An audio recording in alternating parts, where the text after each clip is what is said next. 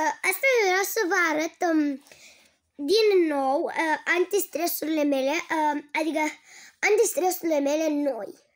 Deci, voi începe cu această bombonică. Ia uitați ce drăguță e. Am să-i fac niște ochișori, dar că n-am care ochi. Continuăm cu aceste două mingiuțe. Cel mai mult îmi place aceasta, portocalie. Sunt foarte faine. Ia uitați-vă. Deci, am să continui cu aceste mingiuțe. Ia uitați-vă.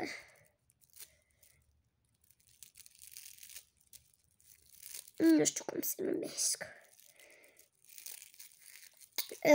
Da. Vreau să vă mai arăt și acest spinner. Hai de mine. Ia uitați-vă. Am să continui cu această cutiuță pentru care țin mingiuțele mele pentru popit. Ia uite. Aceste două și acestea două foarte drăguțe. Și da, vreau să vă mai arăt și asta. Este un DIY făcut de mine. Nu știu ce, nu știu cum să-i zic. Acest antistres. Asta e foarte fain, cu nisip kinetic. Îmi place foarte mult. Este preferatul meu. Am să continui cu... Am să vă mai arăt și acest slime. Da, hai să vă arăt. Este foarte greu de deschis. Deci, da, este foarte greu de deschis.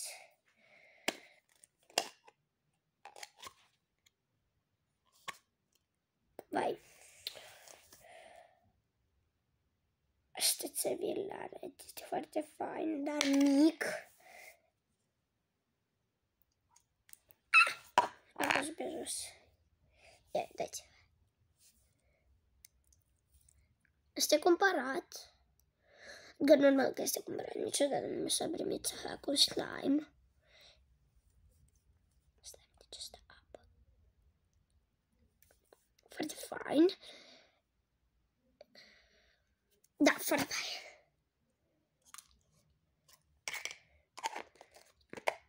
Oh, vai. Vai.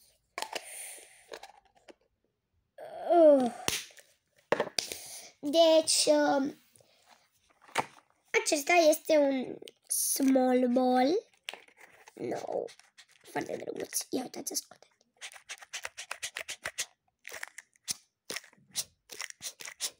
Auziți? Nici nu știu dacă se aude.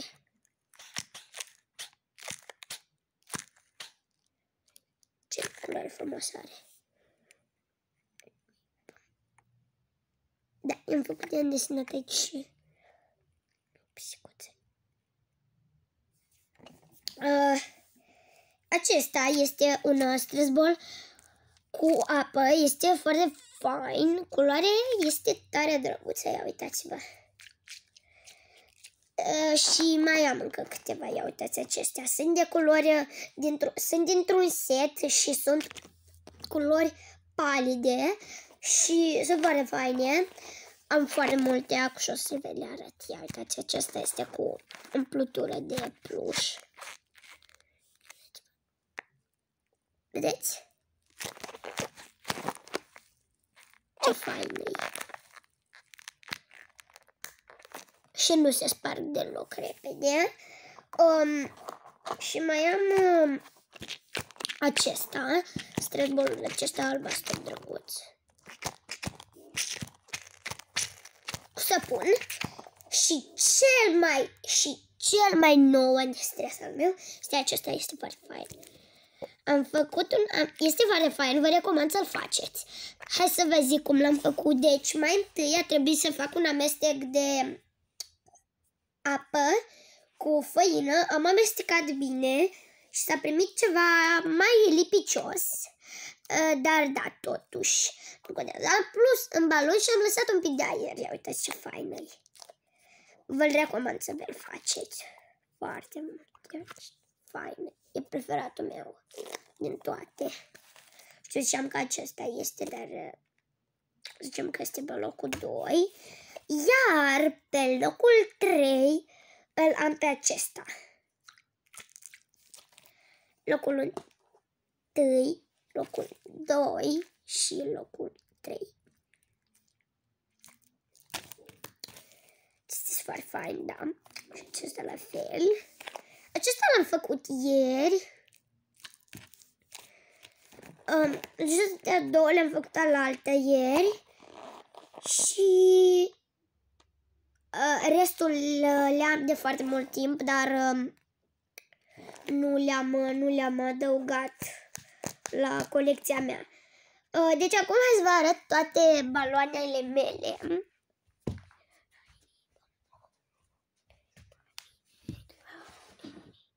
Ia uite ce multe îs.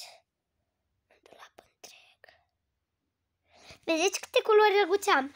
Am portocaliu, am roz, am violet, am galben, am albastru, am verde închis și verde deschis. Acum vă arăt toate culorile. Ia uitați ce fain. Vedeți? Foarte drăguțe.